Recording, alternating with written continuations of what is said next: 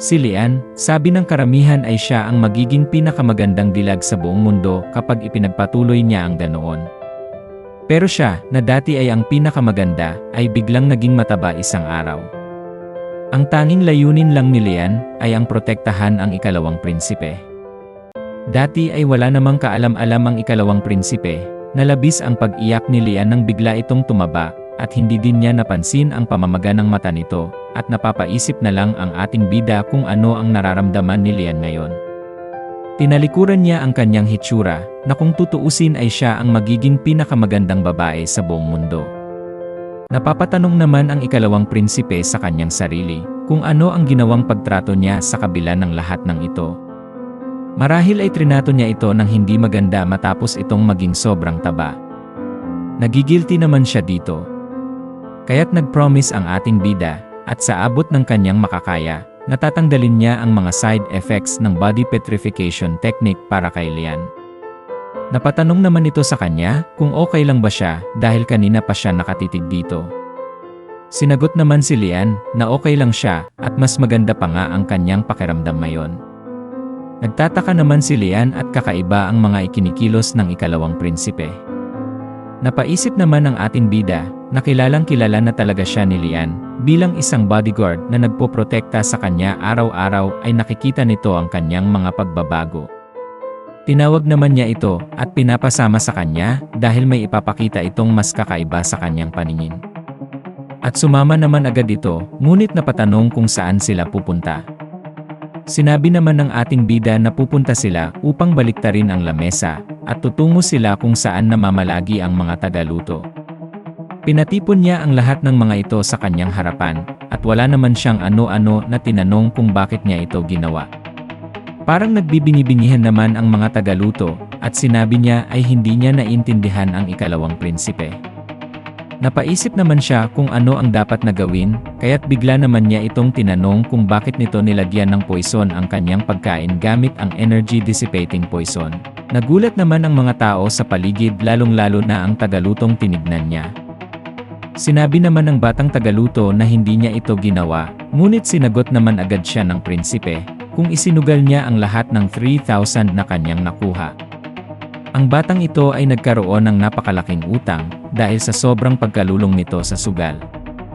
Ginamit niya pa ang pera ng kanyang mga magulang pati na din ang perang kanyang hiniram sa kanyang mga kaibigan, kaya't nagawa niyang kumapit sa patalim. Bigla naman itong napaluhod sa kanya, at nang hihingi ng tawad, sinabi pa nito na nasilaw siya sa pera kaya't nagawa niya ang masamang gawain na iyon. Tinanong pa niya ito kung personal ba siyang hinanap ni Go Pyung-ho para bigyan ng pera, at hindi naman ito itinanggi ng bata. Bigla namang lumipad ang ulo nito dahil sa pag-atake ng ikalawang prinsipe, at nabigla na din si Lian sa mga nangyari. Gulat naman at natatakot ang iba pang mga tagaluto. Kinamumuhian naman niya ito dahil sa napakadaming tao sa mundo, bilang isang tagaluto ay naisipan pa niyang i-poison ang pagkain ng ibang tao. Bigla namang napaluhod ang iba pang mga kasama nito, at sinabi ng matandang tagaluto na siya ang ako sa lahat ng mga responsibilidad sa nangyaring ito. Napatanong naman ang prinsipe kung bakit siya, na ang may kasalanan mismo ay ang taong nag-poison sa kanya. Sinagot naman siya nito na lahat ng nangyayari sa kusina ay kanyang responsibilidad. Sinabi naman ng prinsipe kay Cook Lim na ibig sabihin ba nito kapag may nangyaring masama sa kanilang kulto ay kasalanan ng kanyang ama. Biglang tanggi naman si Cook Lim sa sinabi ng prinsipe at hindi ito ang kanyang intensyon. Nag-aalala naman ang iba pang mga tao sa loob ng kusina at baka kung ano ang gawin ng prinsipe sa kanya. Napapatanong naman ang prinsipe kung bakit gusto niyang kunin ang responsibilidad sa mga hindi niya naman ginawa. Kaya pinatitigil niya na lang ito sa pagsasalita, at magluto na lang ng tinolang manok, at matagal-tagal na din siyang hindi nakakahigop ng sabaw. Napatulala na lang ang matandang tagaluto, at wala itong masamang ginawa sa kanya. Sinabi naman ni Lian sa prinsipe na kumain pa lang siya ng tinolang manok ilang araw pa lang ang nakalilipas. Napatingin na lang ang ating bida kay Lian habang nakikita ang inosenteng mukha nito. Napangiti na lang siya at sinabi sa isip na para sa kanya ay ilang dekada na ang pangyayaring ito.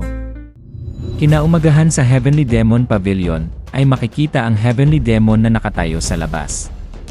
"Ano ba ang mga pinagdadadala mo?" sabi pa nito. Sinagot naman siya ng ikalawang prinsipe, na ang lahat ng mga bagay na ito ay kailangan para sa mga susunod na araw.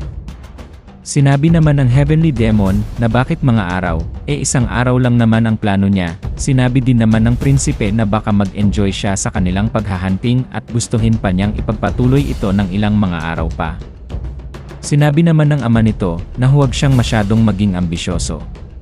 Sa lugar namang ito na may napakataas na mga kabundukan at nababalutan ng mga fog. Nagsimulang maglakbay ang mag-ama na pinangungunahan naman ng heavenly demon.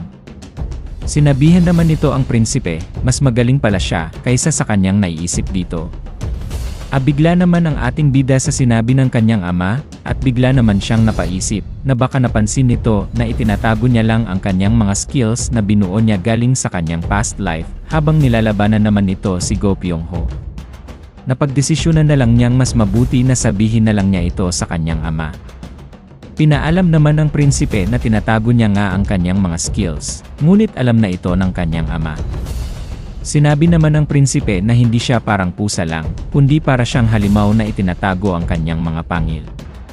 Bakit naman ito itatago ang kanyang mga pangil? Hindi naman niya naisip ang ganitong kalagayan, kaya't nasabi ng kanyang ama na siya ay isang pusa pa lang. Natanong naman nito kung na-master na ba niya ang Soaring Sword Art. Ang art na ito ay ipinapamamana lamang sa mga kapamilya ng heavenly demon. At sinasabing ito ay napaka-advanced na klase ng martial arts na kapareho sa martial arts na pinag-aralan ng mga demon supreme. Na-master naman na niya ang teknik na ito, sagot nito sa kanyang ama.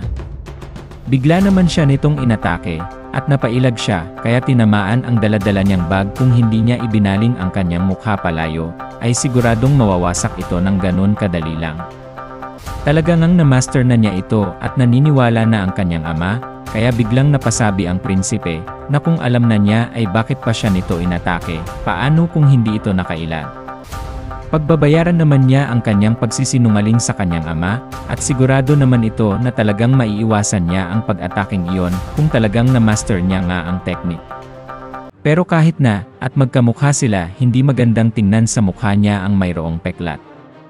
Hindi naman ito natutuwa sa kanyang mga pasaring, at napaisip ang prinsipe na baka sumobra ang kanyang pagbibiro. Sa kanyang edad na na-master na niya ito, ay talagang kapuri-puri na at maituturing na itong isa niyang tagumpay. At bigla naman siyang napatingin dito dahil siya ay pinuri sa kanyang ginawa. Kaya't nagpatuloy na lang sila sa paglalakbay sa kabubatang ito, habang sinusundan naman niya ang kanyang ama. Bigla naman siyang nagpasalamat ng taos puso. Napahinto sila at para bang may tinitignan sa baba, tinanong naman niya ang kanyang ama kung saan siya natutong maghunting. At sinabi nito na galing ito sa kanyang nakakatandang kapatid. Nagulat naman siya at meron pa pala siyang uncle, ngunit ito ay namatay. Pinatay niya ito nung magkapareho pa lang sila ng edad. Bigla namang sumimpat siya dito ang prinsipe, at sinabing tama lang ang ginawa niya. Wala naman itong inik at tinitignan lang siya nito. Pahabol pa niyang sinabi na kung hindi niya ginawa yun ay siguradong hindi ito ipapanganak. Nakikinig lang naman ito sa kanyang mga sinasabi, at napaisip na lang ang prinsipe na kahit ang heavenly demon ay masasaktan kapag kinalaban niya ang sarili niyang pamilya. Nakita naman na niya ang ganitong mga pangyayari sa kanyang past life, na kung sino pa ang malakas sa panlabas, ganoon din kalalim ang mga sugat nito. Sa dati niyang sarili, ay wala siyang mahanap na kahit na ano pang solusyon dito. Napaisip naman ng prinsipe na walang ibang nakitang solusyon ang kanyang ama sa agawan ng trono kundi ang patayin ang sarili niyang kapatid. Dagdag pa niyang sinabi na ayaw nitong isipin niya na hindi niya kayang gawin ang ginawa ng kanyang ama. At alam na niya, hindi na niya kailangang isipin pa ito. Dahil ang nakakatandang kapatid ng prinsipe ngayon ay sobrang dami ng bisyo at napakalupit. Tinignan lang siya ng kanyang ama at sinabing bakit pinagsasabihan niya ito ng masasama wala naman siya dito. Napagdesisyonan naman nilang akyatin ang bundok, napakabilis lang naman nilang inakyat ito. Napapaisip naman ang ikalawang prinsipe na hindi siya nakapag-asawa sa kanyang past life. Kaya't hindi nito alam ang pakiramdam kung papaano magkaroon ng mga anak, kaya't naku-curious siya kung ano ba ang kanyang halaga sa kanyang ama. At narating na nga nila ang tuktok ng bundok, at nagtataka ang prinsipe kung meron ba silang makikita dito. Sinabi naman ng kanyang ama, na ang makikita nila dito ay kanilang magiging hapunan.